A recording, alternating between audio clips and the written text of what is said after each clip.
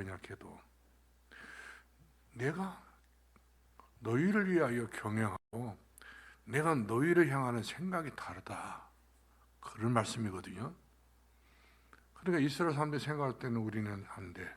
우리는 할 수 없어. 약해. 부족해. 늘 자기의 한계에 늘 부딪혀가지고 뛰어넘을 수 있는 능력이 없다 보니까 항상 어린 양처럼 이렇게 애처로운 그런 신세였던 것을 볼 수 있습니다. 근데 하나님께서는 이러한 이스라엘 백성들에게 오셔서 맹세를 하십니다. 여러분 아무나 맹세를 하는 건 아니잖아요. 또 하나님께서 우리들에게 맹세를 하지 말라고 그랬어요.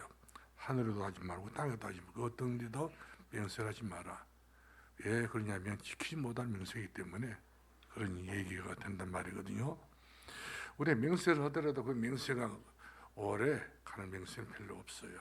금방 들통이 나고 드러나고 마는 것을 볼 수 있는데 하나님께서 우리에게 맹세할 수 있는 언약이고 약속이기 때문에 그 약속 그대로 하나님께서 성취하시고 이루시고 세워나가신 거기 때문에 하나님께서 맹세하시면 그 맹세는 반드시 이루지 못한 맹세가 없다는 사실이죠.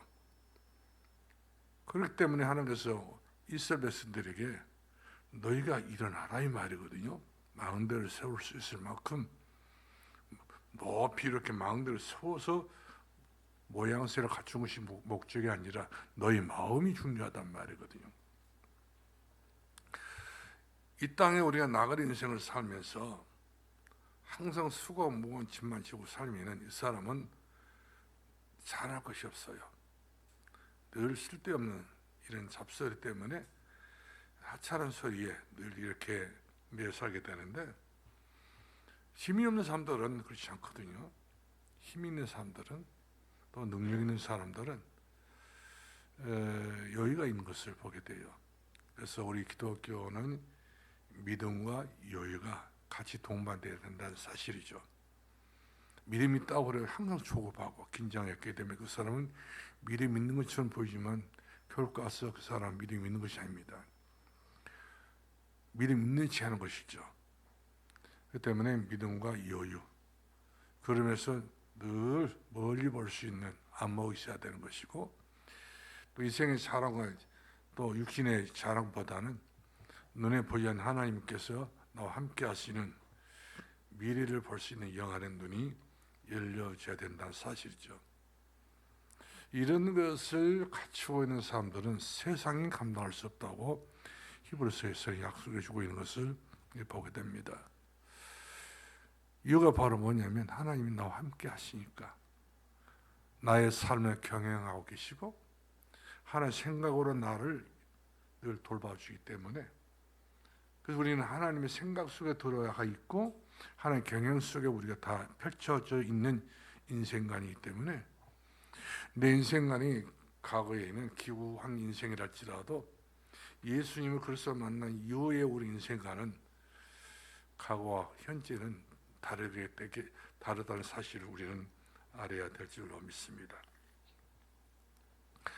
우리가 오늘 제목의 말씀은 망대를 세울 자의 응답입니다.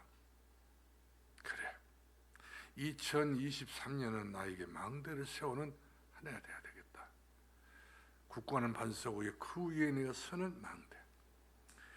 주는 그리스도시요 살아계신 하나님의 아들이십니다. 바요나 시몬 네가 복이 있도다. 넌 베드로라. 이 반석 위에 내 교회를 세운다. 그것이 가장 주께서 기뻐하시는 신앙 고백이었던 것을 보게 되지 않습니까? 바요나 시몬은 네가 복이 있도다. 그러면서 베드로에게 이름을 바꿔주지 않습니까? 너의 이름은 시몬이야. 갈대예요. 늘 바람 불면 부는 대로 물길 치면 물길 치는 대로 늘 요지부동했던 그런 네 신세였는데 이젠 그런 신세가 아니에요.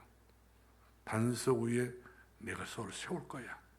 그리고 너는 교회를 세우는 데 있어서 가장 중요한 기초가 된다는 이렇게 말씀을 주었던 것을 우리가 보게 되죠. 그렇기 때문에 내가 그만큼 든든해야 됩니다. 반석처럼 든든해야 돼요.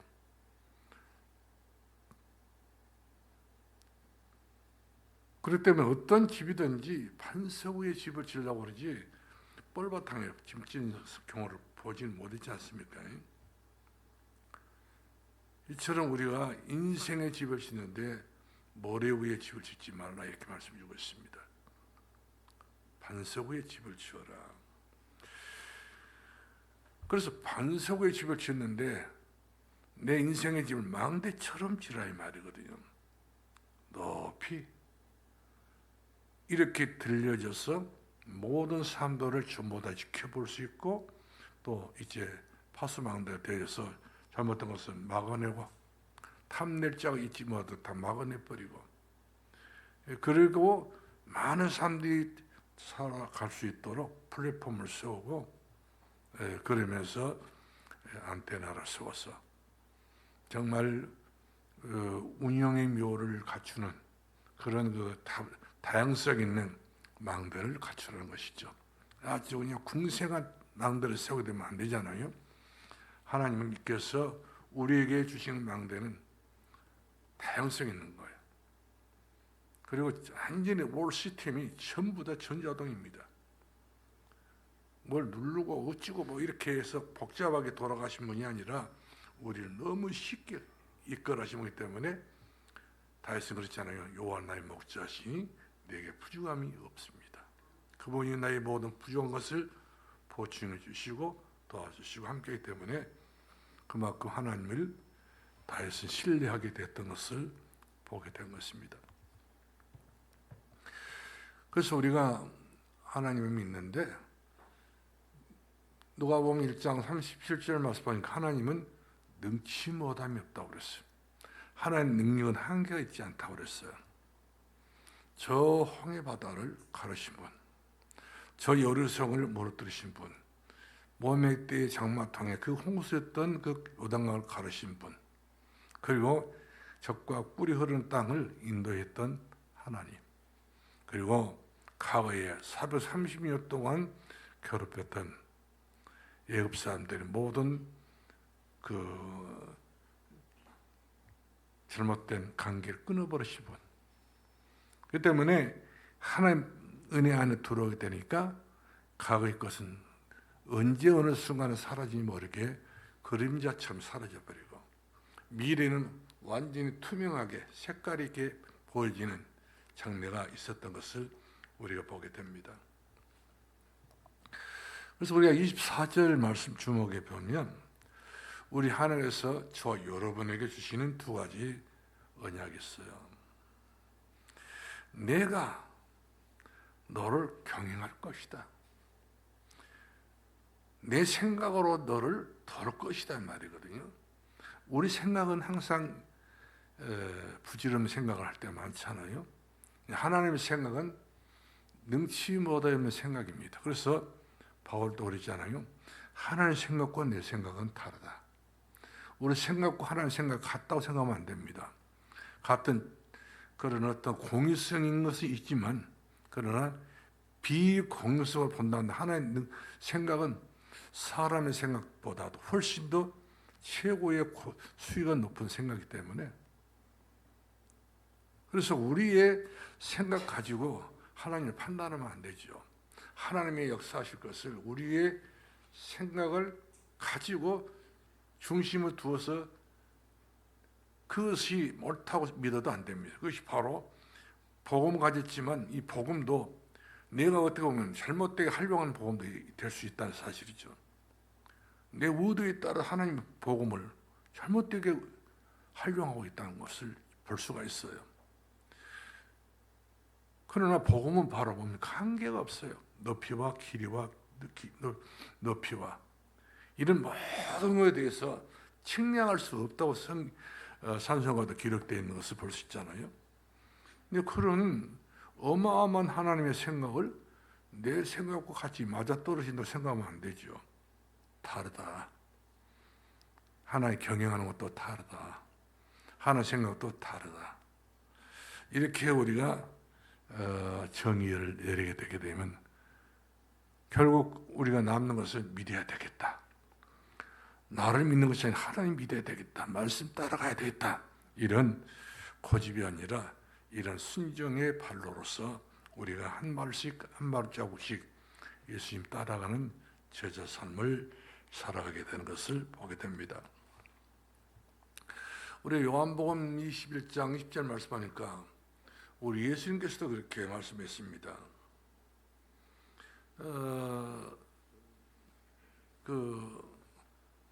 베드로가 그물을 던지는데 못 잡았어요. 고기 한 마리를. 왜? 내 경영을 했고 내 생각을 가지고 내가 그물을 던지기 때문에. 오늘날의 많은 사람들이 열심히 일을 합니다. 성공합니다. 다 정상으로 갔다가도 거기서 나자빠지게 되기 때문에 완전히 나락으로 추락으로 이와 같이 땅에서 그렇게 비참한 인생을 살아가는 것을 보게 됩니다. 한때 그렇게 스타처럼 날뛰었던 사람들이 어느 순간에 지는 태양에서 석양으로 이렇게 어두운 인생을 살아가게 되는 것을 볼 수 있듯이 베드로가 그랬단 말이거든요.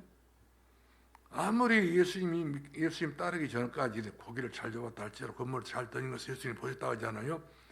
잘 던졌다 할지라도 그때는 그때고, 이제는 베드로 성숙할 때로 성숙했던 베드로였지만 과거의 것을 접목해가지고 지금 현실에 내가 이렇게 하면은 되지 않겠냐, 옛날 것을 그대로 가지고 사용했더니 안 되는 거예요. 밤이 맞도록 그물을 던졌지만 고기 한 마리를 잡지 못했으나 주님은 그런 베드로를 예루살렘에서부터 갈릴리까지 엄청 거리가 멉니다. 버스를 타도 몇 시간 가야 돼요. 그 머나먼 갈릴리 호수까지 예수님은 친히 가신 거예요. 뭐 하려고요? 베드로를 만나시기 위해서. 어떤 베드로를 만나시겠어요? 성공한 베드로를? 아니에요. 예수 떠나면, 내 생각을 가지고 살면, 내가 가지고 있는 내 능력을 믿고 경영하게 되게 되면 다 안 되게 됐어요. 그랬던 베드로는 뻔히 아시고 주님께서는 가신 거예요. 이른 새벽에 가신 거거든요. 이른 새벽에 동트기도 전에 예수님께서 빨리 부활하고 난 이후 움직이셔가지고 갈릴리 호수에 가서 베드로를 만나주셨잖아요. 고기를 잡았느냐 물어봤더니 밤이 맞도록 수고했지만 못 잡았습니다. 그래? 그 그물을 배 오른쪽에 내려라. 난데없이 어떤 사람이 그런 이야기를 한단 말이에요. 자기는 그물 내리는데, 그물 던지는데 명수 중에 명수란 말이에요. 과거의 이력을 보고 과거의 그 살아온 그 배경을 보면 갈릴리 바다에 대해서는요 최고의 경자입니다. 최고의 생각을 많이 갖고 있는 사람이거든요. 그런데 밤이 맞도록 안 되기 때문에 많은 고민 많이 했겠잖아요. 근데 고민 가지고는 해결이 안 된단 말이거든요. 고민하고 염려하고 근심하고 이런 것이 모든 문제 해결책은 아니에요. 여러분 모든 문제 있어가지고 고민해 보세요. 완전히 내 마음이 상해버려요. 내 기분이 상해버려요. 여러 가지 모양으로 삶이 그렇게 역동적으로 움직이고 있는 것이 아니라 조화된 인생을 살아가게 된 것을 보게 됩니다. 그래서 이 베드로가 오직했으면 그 자기를 찾아오신 예수님이 누군지를 몰랐지만 그물을 배 오른쪽에 내려니까 왼쪽이나 오른쪽이나 뒤쪽이나 앞쪽이나 똑같은 그 좁은 데에서 얼마나 차별이 있겠습니까만은, 그러나 주님 말씀 의지하여 그물을 내렸더니 153마리 고기를 잡아 올리게 되었던 것을 봅니다. 바로 무슨 말씀입니까? 말씀을 의지하여 말씀대로 했더니, 말씀대로 순종했더니 그 말이거든요. 그물을 하나 내린 것도 말씀에 의지하여. 그러니까 우리 가정을, 우리 가문을 어떻게 내가 돌봐야 될 것이냐. 말씀을 의지하여. 내 인생관도 말씀을 의지하여. 하나님께서 경영하신 대로, 하나님께서 생각하신 대로 가기만 하면 되는 거예요. 코스는 하나밖에 없어요. G코스. 그 때문에 돌아간 것이 아니고 이제 그 비공식적으로 가는 것이 아니라 G코스. 그러니까 정확한 코스는 말씀 의지하는 거예요. 이렇게 살면은 고단한 인생을 안 삽니다. 고민할 필요 없습니다. 자, 그렇기 때문에 153마리 고기란 큰 그물이 찢어질 정도로, 그래서 두 배에 타고 있는 사람들이 연합해가지고 그물을 올렸다, 이렇게 말씀해 주고 있습니다. 예수님께서 우리가 누가복음 10장 28절 말씀하니까 그 주님 말씀 따라서 이와 같이 행동을 옮겼더니 그 하나님의 사람들, 제자들이 70명 요원들이 일이 된단 말이거든요. 그러니까 우리 예수님이 하신 말씀이, 네가 나를 믿었으니까, 네가 나를 신뢰했기 때문에 나도 너를 신뢰한단 말이거든요. 믿음의 관계는 이와 같이 이쪽에 저쪽에 같이 믿어야 돼요. 나는 예수님 믿습니다. 나는 그렇게 고백하는데 예수님은 나 너 모르겠는데. 우리는 지금 윤석열 대통령은 알잖아요. 그 사람 나를 몰라요. 문재인 대통령이 알잖아요. 그분은 나를 몰라요. 그러니까 우리 내 쪽에서 하는 쪽으로 끝나는 것이지 같이 쌍방울이 하는 것이 아니기 때문에 결국에는 서로 믿음이라는 신뢰성은 갖고 있는 것은 아니에요. 안다는 것밖에 안 돼요. 그러나 주님은 나를 알고 계시고 또 나도 주님을 알아요. 뭐를 통해서 우리는 말씀을 통해서 알고 있고 믿고 있기 때문에 주님도 나를 믿고 있어요. 내가 얼마나 부질없게 짝이 없지만 그러나 내가 내 자신도 내가 못 믿어요. 여러분 그럴 때가 있잖아요. 나도 내 자신을 못 믿겠네. 그러나 하나님께서는 그렇지 않습니다. 내가 너를 믿는다 이 말이거든요. 그만큼 나에 대한 하나님께서 신뢰성이 아주 강력하게 이렇게 빛으로 역사하고 있는데, 내가 그런 은혜를 알고 하나님과 내 관계가 그런 어떤 그 관계 설정이 되어 있다고 한다면, 네가 하나님의 영광을 본다 했잖아요. 그래, 네가 나를 믿어버리면 내가 너를 아니까 너의 모든 삶이 하나님의 영광이 될 거란 말이거든요.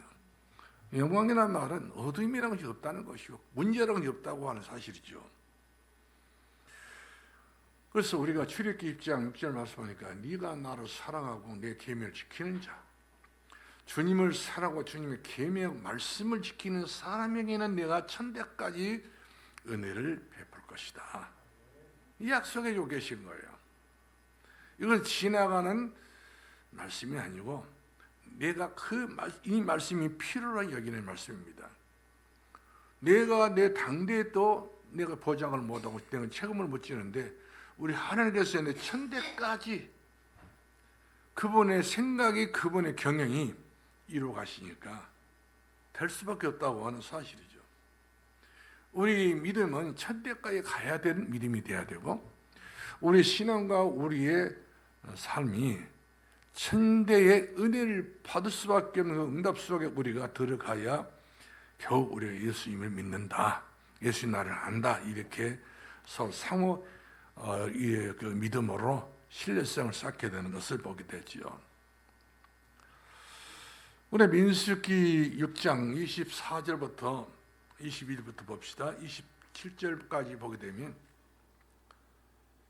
그 이스라엘 백성들이 애굽에 나와가지고 광야 생활 쭉 하고 있는데 여러 가지 모양으로 불편할 것이 있지 않겠어요? 그래서 불편한 것만 늘 느끼고 살게 되면 사람이 거기에 딱 묶여서 멀리 못 봐요. 하나의 계획을 못 봅니다. 우리가 문제 속에서만 문제라고 하고 있으면 그 사람은 문제에 딱 늪에 빠져가지고 헤어나지 못합니다. 그러나 우리가 문제라기보다는 이 경우에도 하나님께서 나를 교경하고 계신다. 이 속에서도 하나님께서 나와 함께 하신다라고 하는 사실을 내가 믿어버린다면 우리는 그렇게 염려할 필요 없습니다. 세상 모든 만사가 돌아가는 것은 하나님이 지각 변동이 없이 그대로 순리대로 가고 있어요. 어제나 오늘 영원토록 모든 지구 만상의 모든 우주가 다 하나님의 섭리 가운데서 움직이고 계시기 때문에, 하나님의 모든 시간표도 하나님이 섭리 가운데서 움직이고 계시기 때문에 하나님은 이상 뭡니다. 우리 쪽에서 항상 문제지. 근데 이스라엘들이 광야 생활하다가 좀 어려운 점이 없지 않겠어요? 그래서 하나님께서 모세를 불러서 아론의 아들들에게, 이스라엘 백성들에게 특별히 이럴 때는 기도해 주어라. 기도해 주어라. 축복 기도해 주어라. 축복해 달라. 이렇게 말해 주고 있습니다.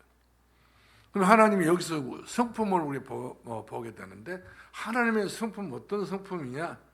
축복을 하기를 원하는 성품이에요. 우리에게 복을 주시기를 원하신 성품입니다.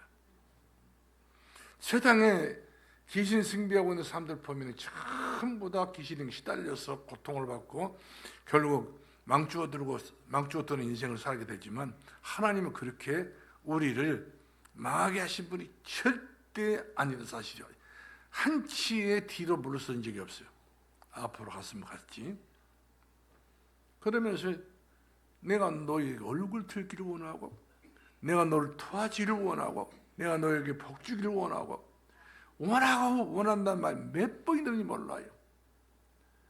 그러나 아론의 아들들이 참 깜짝 놀란 겁니다. 이렇게 하나님께서 이스라엘 백성들을 향하여서 이런 축복을, 엄청난 축복을 이와 같이 주시고, 하나님은 모든 보따리 다 열어버리고, 축복의 보따리 열어버린 겁니다.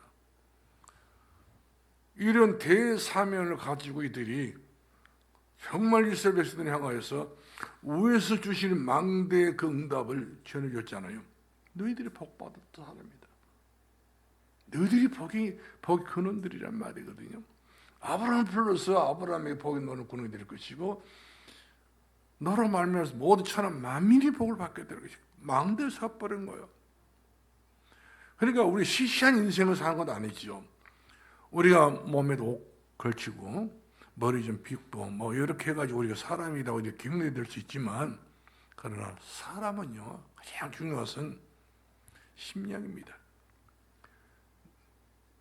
여러분, 예수님께서 그랬죠. 심령이 가난하니 복인다니, 마음이 청결하니 복인다니. 이 심령과 마음을 깨뜨려 부시니 주님 아니신가요? 여기에도 하는 물 붓듯이 이스라엘 백성들을 향하여서 축복이, 광야의 근성을 버리고 하나님 축복을 생각하면서 인생관을 바꾸라 말이거든요. 네가 타고나서 가지고 있는 것 자체는 전부 다 그 저주 상대이기 때문에 이걸 다 버리라는 겁니다. 그랬더니 하나님께서 이스라엘 백성들에게 축복의 아론의 아들들을 통해서 축복하셨던 것을 봅니다. 그러니까 광야에서 복을 받게 된 것이죠. 하나의 축복은 좋은 환경에서 축복도 아니에요. 그래서 찬송가에 있던 것처럼 빈들이나 초막이나, 우리는 초막 같은 곳에서 하나님 앞에 복을 받을 수 있고, 우리 빈들이 같은 그런 광야에서 이스라엘을 맞이하면서 잠을 자서도 야곱이 복을 받게 됐던 것을 볼 수 있잖아요. 그러니까 하나의 축복은 가리지 않습니다. 우리가 이런 정도의 실감이 있는 말씀을 우리가 받았다면, 망대에 세우는 것은, 이것은 우리가 뭐 돈 드는 것도 아니고 힘쓰고 예쓰는 것도 아니고 노력하는 것도 아니고 망대, 믿음의 망대를 세우고 내 가정의 망대를 세우고 기호로 삼고 이런 정도에까지 우리가 가는 거예요. 어떤 경우가 되더라도 말이 하나님 나라 말이 정한 능력이기 때문에 능력을 믿고 우리가 말씀을 의지하여 말씀 따라 수협같이 가기만 가기 되면은 그 안에가 모든 것이 우리가 생각했던 세계가 아니라 하나님께서 내게 주시는 경영의 세계가 보이고 생각의 세계가 보이게 된 것을 볼 수가 있습니다. 그래서 우리 첫 번째로 망대 세울 자가 받은 응답입니다. 망대를 내가 세웠다. 그렇단다면 망대 세울 자가 받은 응답이 어떤 응답이냐? 여러분 기대하시 바랍니다. 여러분은 산도교회 산 증인으로 하나님께서 들어 소용해 줄 것을 믿습니다. 이 땅에 많은 교회들이 있지만 망대는 단어까지도 아직까지 못 가고 있어요. 믿습니다. 막 날랄라 방언하고 애언하고 막 그런 어떤 이상한 그런 뭐 율법에 깍들어 차가지고 그런 사람들 뭐 거기가 다 전수가 되는 것이고 그다음에 뭐 그냥 교회만 왔다 갔다 하는 성도들이 전수가 되는 것이고 그렇기 때문에 1200만 명의 기독교 성도가 지금 절반이 끓어있다고 하잖아요. 다 뭐 코로나 때문에 세상의 여러 가지 유행 때문에 세상의 한락 때문에 쾌락 때문에 다 신앙 어디 믿음이 다 뿌리까지 다 빠져가지고 마귀에게 완전히 잡혀있는 사람들이 수두룩하다 그런 말씀입니다. 너무 많아요. 예수 그리스도 아니면 절대로 이 땅에 이 민족이 세계가 희망과 소망이 전혀 없다고 하는 사실을 우리 스스로가 인지를 해야 돼요. 아 그렇구나. 내 하나님의 말씀 내가 뜻을 이뤄야 되겠다. 이런 중심을 가져야 될 줄로 믿습니다. 보세요. 우리는 영락없이 창세기 12장 말씀 보게 되면 우리 아브라함이라니까요. 아브라함이가 그 많고 많은 삶을 하나님께서 불러냈잖아요. 막 복을 주겠다 약속까지 다 하셨지만 그럼 아브라함 보세요. 얼마나 사람이 그 상한 갈대처럼 연약하기 짝이 없었잖아요. 아무 자기 힘도 안 되는 그 조카 놈만 생각하다가 사람 의지하다 인간 의지하다가 이거까지 사람 기대하다가 결국까지 얼마나 많은 세월도 늙은 세까지 부름받았지만 늙은 세월을 그야말로 어떻게 보게 되면 가치 없이 보내야 된 거예요. 고생만 하고 여기서 기회는 없잖아요. 우리 인생 한번 지나가 버리면 기회라는 것은 내게는 다시 돌아올 수 없는 기회가 되고 마는 것인데 아브라함이 그렇게 됐던 것을 우리가 보게 된 것입니다. 근데 아브라함이 너무 안 됐어요. 그래가지고 결국 아브라함에게 하나님께서 믿음을 줍니다. 아브라함아, 뭐 족하고 이렇게 별로 사이가 안 좋은 상황에서 불러내가지고 동서남북을 바라봐라. 내가 네 눈으로 보이는 땅은 다 내가 너에게 주리라. 네 지경은 넓혀진다고 이야기해 주고 있습니다. 이것이 어디가 모르게 아브라함이가 마음속에 그 허무했던 허전했던 이런 생각 속에 말씀이 들어가니까 믿음이 생긴 거예요. 그러니까 우리가 예배 성공에 하자고 하는 이야기냐면 어느 경우에는 우리 마음이 허전할 때 있단 말이에요. 허무할 때가 있어요. 공허할 때 있습니다. 그럴 때 사단이 움직일 수 있는 메시지가 들을 수도 있고 그럴 때 우리가 교회 와서 예배를 들어야 되는 하나님 주신 메시지를 들을 때가 있어요. 하나님 말씀을 들었던 그 메시지는 능력이 나타나지만 마귀가 주는 메시지는요.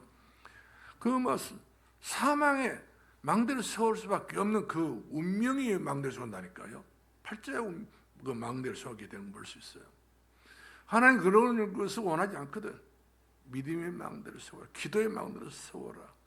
그거 아니겠어요? 복음의 망대를 세워라. 아브라함이가 결국 안 되고 그리고 이제 하나님께서 동산을 바라보러 한 다음에 아브라함이 믿음이 생겨. 아, 내가 인생 정리를 해야 되겠다. 여러분 다 인생 정리를 해야 돼요. 여러 교회를 보고 여러 정황을 보고 여러 신앙생활을 하는 사람들 다 보더라도 그런 사람들 그 믿음 참고할 필요 없어요.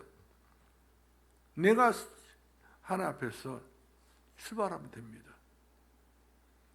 그래서 결국은 아브라함이 망대를 세우지 않습니까? 헤브론 만물의 상수숲 밑에 들어가서 단을 쌓는 그것이 망대 아브라함. 하나님은 이민계가 걱정했지 않습니까? 그동안은 떠들이 그냥 가볍게 움직이는 가벼운 인생이 너무 많았는데 이제는 그 나이 많았던 그 아브라함이가 무게감 있는 신앙을 갖게 됐던 보게 돼요. 신앙은 일단 무게감이 있어야 돼요. 반석같이 무거워야 돼요. 날파리처럼 파리 목숨 이런 인생을 살지 말고 아주 굳건한 반석 대신 그 위에 내가 서야 되겠다. 그래가지고 결국 거기서 예배를 드리고 기도를 하는 것은 최고의 정말 아브라함으로서 큰 축복의 기회를 얻게 되잖아요. 우리가 잘 아다시피 여러분들이 창세기 14장 14절 말씀하니까 자기 집에서 기르고 가르치는, 기르다고 그랬어요. 가르치는 하나님 말씀은 기르고 가르치는 말씀이기 때문에 가병 318명을 건드릴 수 있는 제자를 삼았다. 그동안까지는 혼자였어요. 애쓰고 힘쓰고 그래서 안 되고 자꾸 넘어졌지만 이제는 그것이 아니에요. 통솔력, 리더, 그렇죠. 318명을 건드릴 수 있는 리더, 먹일 수 있는 그런 재원, 재산, 모든 것들이 전부 합력해서 하나님께서 이 아브라함에게 모든 복을 다 주신 것을 우리 오력이라고 하잖아요. 인력, 영력, 재력, 치역, 다 주신 거, 모래가 다 줘버린 거예요. 그래서 우리 하나님의 말씀을 믿고 우리는 순종을 해야 되겠다. 지금 이 시간표는 우리가 말씀을 믿고 순종해야 되겠다. 우리가 내 신앙만 반듯하게 되게 되면 다 살려낼 수 있어요. 내 믿음이 반듯하면 됩니다. 믿음은 돌아가는 믿음도 아니에요. 반듯한 믿음입니다. 그래서 우리가 말씀 믿고 순종하면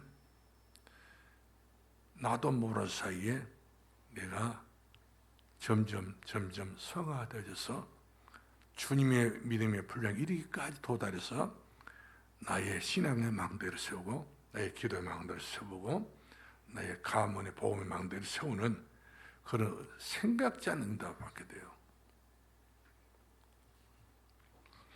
이 다니엘을 보세요. 다니엘이가 다 죽게 돼서 진짜 큰일 났어.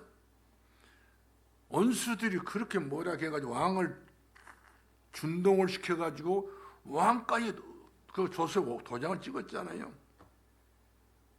근데 그 다니엘이가 하나님의 살아 계신 것을 자기 집에 들어가서 3층에 올라가가지고 창문을 열어놓고 마음대로 세워버렸네.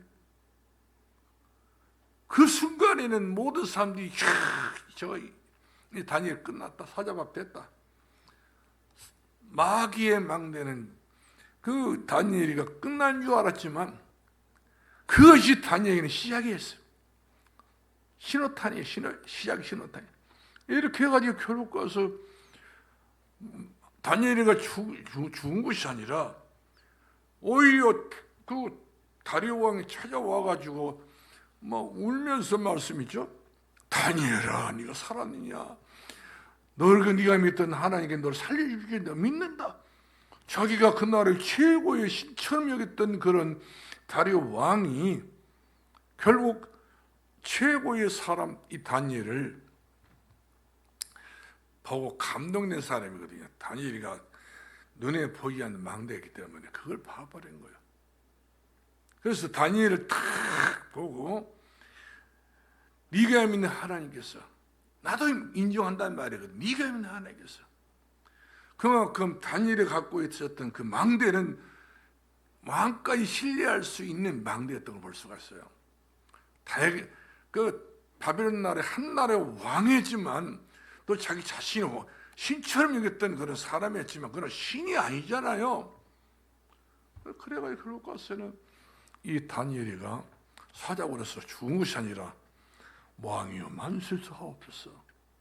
하나님께서 사자를 보내서 이 사자 하늘의 사자를 보내가지고 땅의 사자 발목을 다 묶고 입을 다 틀어 막았습니다. 나 오늘 밤에 사자하고 잘 잤습니다. 잘 자고 일어났습니다. 이것이 아무나 하는 이야기가 아니라 망대에 세우는 자가 하는 이야기예요. 할렐루야. 아무나 우리가 생각할 때 그 느낌도 없는 거예요. 그러나 알아요. 그래서 사실은 그 다니엘의 그 믿음 때문에 다니엘서가 있는 것이지, 다니엘이 그런 저런 믿음도 하나도 없는데 이 다니엘의 이름을 갖다 넣으면 안 돼. 그런 믿음 없으면. 그렇지 않아요? 그런 역경과 어려움과 문제 속에서 다니엘에게 같이 살아난 것을 정단하게 기록했던 것이 바로 은총을 크게 받은 자예요. 다니엘서 보면 그렇게 나옵니다. 하나님께서 이 다니엘을 얼마큼 은혜를 받은, 은총을 크게 받은 자예요. 몇 번을 강조해주고 있어요. 그러니까 그만큼 다니엘과 하나님과 사이에는 서로 신뢰가 된 거예요. 네가 나를 하는 것처럼 나도 너를 한다. 나와 더불어 먹고 나는 너와 더불어 먹으리라 하는 관계 이와 같이 가는 거예요. 동행. 그래서 우리의 신앙 24시가 정확하게, 오늘 기도 수업 아침에 여러분 보셨지요? 정확하게 우리는 하나님과 같이 가야 돼요. 홀로 서기는 쉬운 문제는 아닙니다. 너무 어려운 거예요. 그 때문에 하나님과 함께 동행하시기를 주의 이름으로 축원합니다. 그래서 우리가 사도행전 1장 1절을 말씀하니까 초대교회는 일심으로, 사도행전 1장 1절이에요. 일심으로 갈보리 산에 예수님께서 그리스도이신 것을 알아버렸어요. 갈보리 언약을 알았다. 일심으로. 이렇게 쉽게 할 수 있겠어요? 120명이나 사람이 그 예수님이 그리스도인 것을 알아버린 거예요. 그러니까 이 120명이 전부 다 망대가 되는 겁니다. 교회 완전히 이와 같이, 그 초대교회가 이제 시작된 초대교회지만 그 세상이 함부로 할 수 없는, 유대 종교가 함부로 할 수 없고 교권이 함부로 할 수 없는 그런 최고의 초대교회가 되고 마는 거예요. 누가 배경이 되기 때문에? 하나님의 배경이 때문에. 갈보리 산의 배경이 된단 말이에요. 네가 다 이루었느니라. 우리 사도행전 1장 3절 말씀하니까 초대교회 최고의 진심이 바로 뭡니까? 전심이 하나님 나라입니다. 예수님께서 이 세상에 계시면서 마지막으로 제일 오랫동안 하셨던 일이 바로 하나님 나라 일을 하셨다고 하잖아요.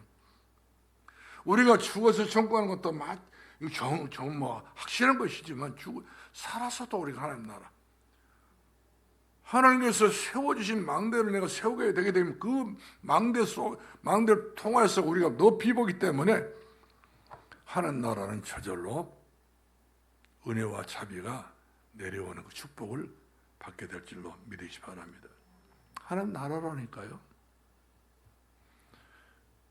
그래서 하나님 나라를 이처럼 예수님께서 강조를 하고 있는 이유가 바로 뭡니까?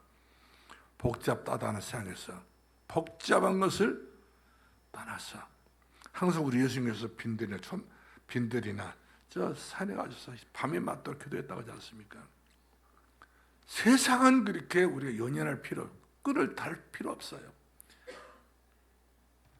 정확한 믿음의 사람들, 제자들은요, 세상과 딱 열을 끊는 것이 아니라 세상은 그러려니, 세상 유지에서 세상이 있기 때문에 그러려니 생각을 하고, 하나님과 완전히 독보적인 그런 중심을 가지고 우리가 믿음의 주요 언약의 예수 그리스도를 바라보자. 어제나 오늘 영원토록 통일하신 예수 그리스도를 우리가 통해서 모든 응답 속에 다 들었다. 이런 응답 속에 들어가 버리면 세상의 여러분들을 함부로 할 수 없대. 마귀의 여러분들 손을 못 대요. 그러신 분들이 점쟁이 집에 가도 점쟁이 첩을 못 치고, 그러신 분이 절에 가면 절에 중들이 막 성길 나가지고 막 엄청나게 반응을 보인단 말이에요. 마귀가 반응을 보여버려요. 여러분들이 진짜 흑암의 지역에 들어가면 흑암이 무너지고 어둠이 사라지고 빛의 영광이 임하기 때문에 여러분 세상은 뒤집을 수 있는, 세상의 모든 운명을 복음으로 바꿀 수 있는 그런 저력이 있고 능력이 있는 하나님의 사람이 되심을 믿으시 바랍니다. 그렇잖아요. 사도행 1장 8절 말씀 보니까 지속적으로 예수 그리스도 말 통하여서 몸이 뭐가 생겼습니까? 성령의 역사 생겨버린 거예요. 지속적으로. 그렇기 때문에 예루살렘에 한계가 있는 것이 아니라 유대, 사마리아 땅까지 이르려. 성전에까지 이르려. 여러분 집까지 이르려. 얼마나 많은 증거를 줬습니까? 여러분 지금까지 예수 믿어서 증거 없다고 하신 분 손 한번 들어보시죠. 주님이 다 증거를 줘요. 그래서 여러분 증인이 돼야 돼요. 그래서 여러분 증인으로만 살았다 보다 증인으로서의 높이 망대를 세워가지고 그래가지고 밑에 내려보면 우리 가문, 내 새끼들, 내 자식들 다 보이잖아요. 손님들 미래가 다 보이잖아요. 영양권을 주어버린 거예요. 우리 영양권을 다 갖는 겁니다. 수류탄 하나 던지는데 살상 반경이 전부 다 10m를 보고 있잖아요. 미사일 하나 던졌는데 이 살상 반경은 어마어마한 겁니다. 이와 같이 사람 죽이는 무기도 이렇게 그 반경이 넓어지게 되는데 사람을 살리는 여러분 생명의 사랑의 폭탄을 던지게 되게 되면 여러분의 사랑의 폭탄 때문에 우리 가정 가만히 저주와 재앙의 이 물스트물이 들어오려고 했던 것들이 전부 다 싹 사라지고 선물처럼 사라지고요. 민물처럼 하는 축복이 내게 다가오게 되는 것을 보게 됩니다. 할렐루야. 그래서 우리가 사도행전 2장 9절 14절까지 12절 말씀 보게 되면 어느 때나 마찬가지로 오순절 절기가 돌아왔는데 그 외국에 나왔던 유랑 민족들, 이스라엘의 유랑 민족 아닙니까? 그 디아스포라 흩어졌던 사람들이 그 오순절 절기를 지키고 또 이렇게 오순절 절기를 지키라 하니까 이들에게 오게 된 거예요. 이들이 전부 다 모이기는 어디로 가야 되냐면 예루살렘 성령으로 가야 됩니다. 헤롯 성령 가야 돼요. 거기에는 예수님께서도 전혀 마음이 없는 곳입니다. 거기는 교권 있지요. 거기는 완전히 선거를 하고 있는 그런 장사치가 이것 뿐이지요. 그 정권 유지를 위해서 세웠던 그 성경이다 보니까 말의 성경이 그걸 개판이야. 그러나 하나님께서 절기를 지켜놨기 때문에 거기 가서 이제 지키는 것이 옳은 줄 알고 다 꾸역꾸역 그리고 전부 다 본도 사방 천지가 됐던 유대인들이 다 거기 모였잖아요. 거기가 다 이렇게 절기 때 되면 거의 유대인들이요. 흩어졌던 유대인들이 100만 명 모인다 하다 100만 명. 그러니까 그 예루살렘 그 성전이 무너졌잖아요. 무너지던 성전 터가 얼마나 큰지 몰라요. 100만 명이 모이고 남았겠더라. 아주 커요. 광장이. 근데 그렇게까지 해가지고 이들이 유일신 하나님을 섬겼는데 전부 다 이거 여기서 하나님께 보기에 너무나도 그 복음이 아니고 너무 무질서하게 생겼던 그런 성전이 있다 보니까 하나님 이거 성전을 예수 그렇죠. 이 성전 허른다고 했잖아요. 내가 다시 3일만 짓겠다고 말씀. 성전 눈에 보는 성전이 문제가 아니라 눈에 안 보이는 성전이 더 큰 거예요. 예수께서 우리를 통해서 성전을 세우시라고 했는데 그 성전은 내 마음에 성령을 두시고 성전을 세우겠다고 말씀하셨어요. 그러나 예루살렘 그때 당 성전은 성령이 역사하지 않고 하나님 역사하지 않고 있어요.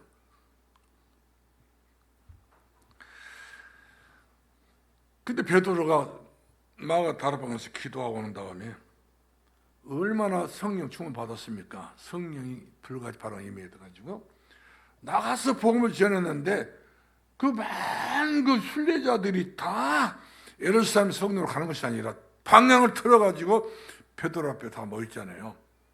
많은 무리가 모인 거예요. 열흘 동안 기도하고 난 다음에 성령이 충만해가지고 베드로 복음을 전했는데 이들이 전부 다 어찌할 거 우리 어떻게 해야 할까? 그동안 잘못된 그 신앙관과 종교관이 다 완전 망할 종교관을 갖고 있었거든.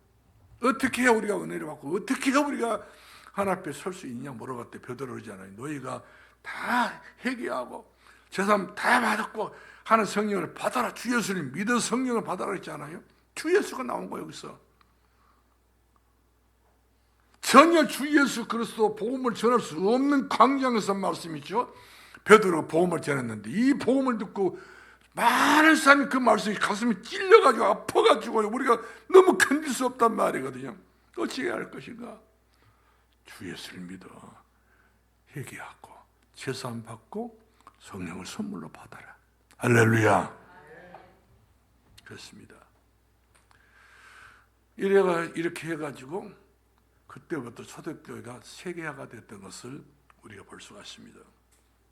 그러므로 우리 사도행 2장 46절이라든지 또 4장 32절이라든지 또 4장 33절을 보게 되면 이때부터 교회라는 게 바로 뭡니까? 눈에 보이는 그런 가시적인 그런 교회도 물론 중요하지만 그러나 눈에 안 보이는 교회도 중요하잖아요. 그러나 교회는 초대교회이기 때문에 눈에 보이는 교회를 이야기해 주고 있거든요.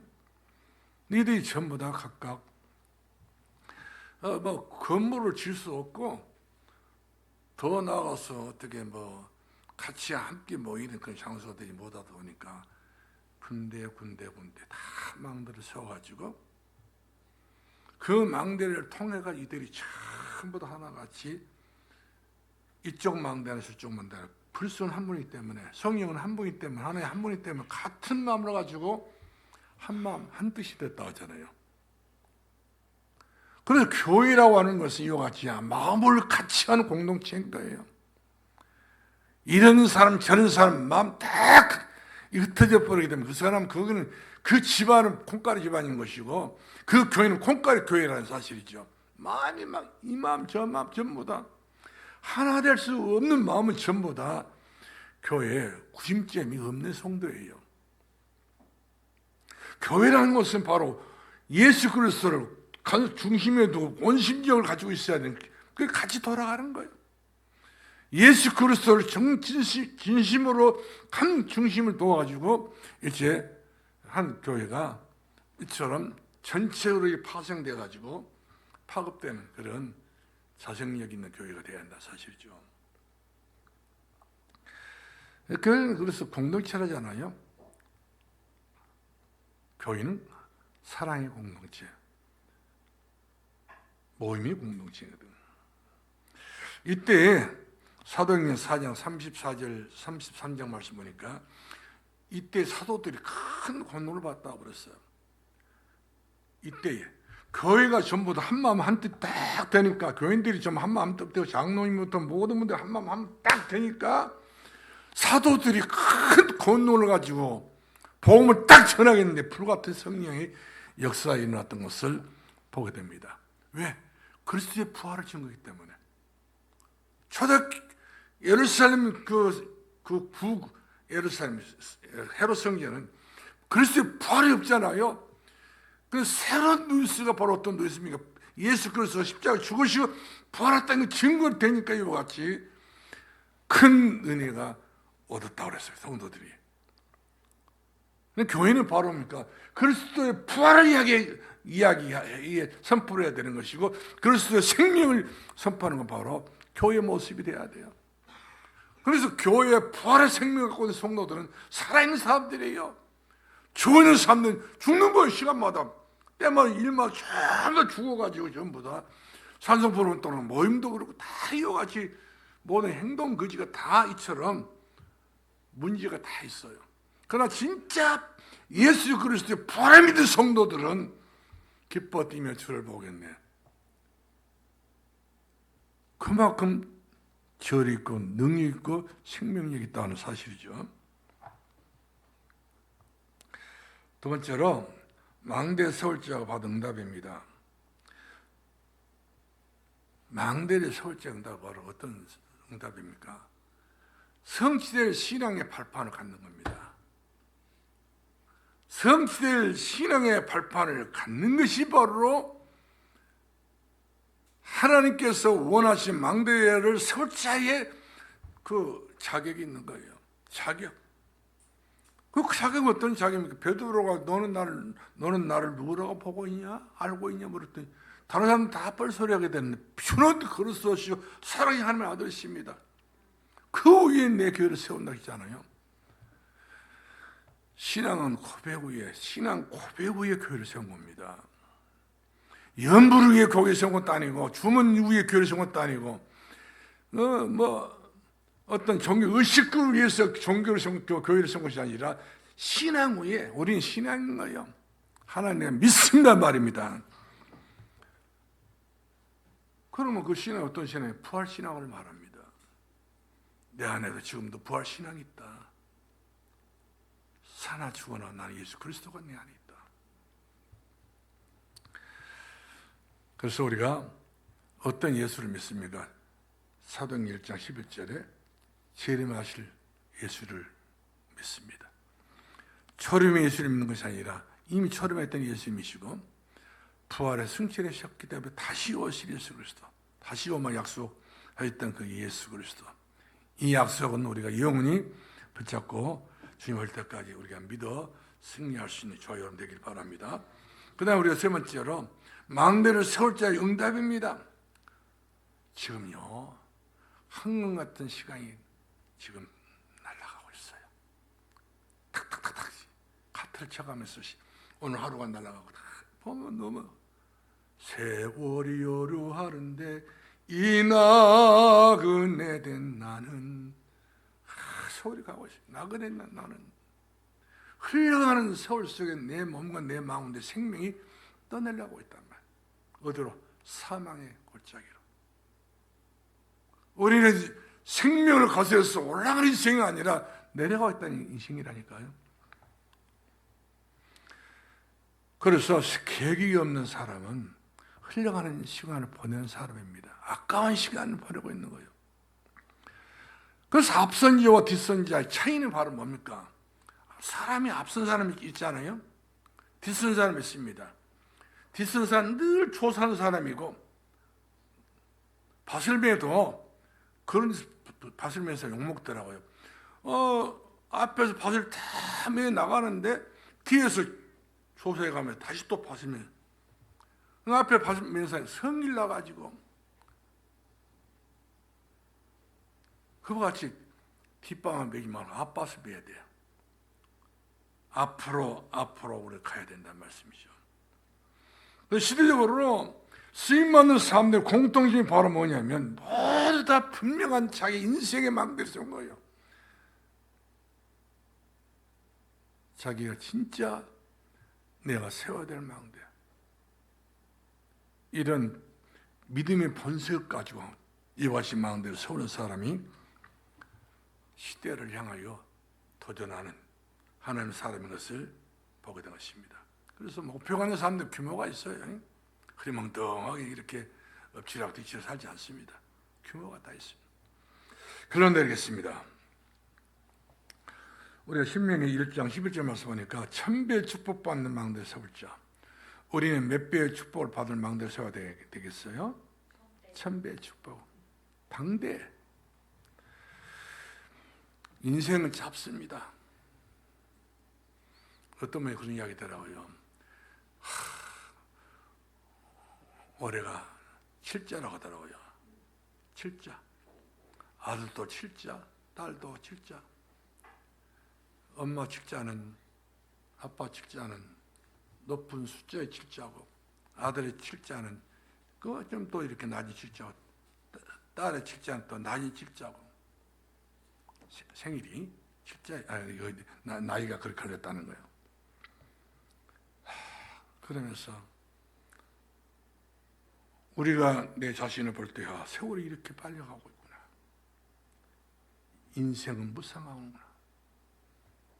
세월이 여류가는데 이 나그네 된 나는 목표가 없으면 어떻게 살겠습니까? 미래가 있겠어요? 자, 그러나 교회는 영원합니다.